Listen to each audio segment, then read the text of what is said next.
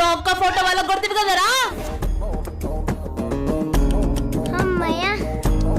అరే ఇదేం చేస్తున్నావురా? మా తాత ఫోటో తీయనికి వచ్చిన. రీ వాళ్ళకే నీ అత్తే అస్సలు మంచి ఉండదు. కావాలంటే ఎప్పుడు నీకు సమోసా తినిపిస్తా.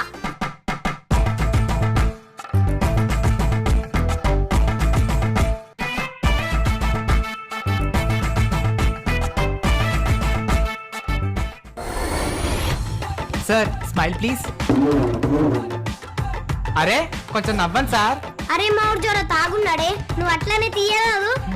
సరే 3, 2 అరే అన్నా ఇటు చచ్చిపోయింది.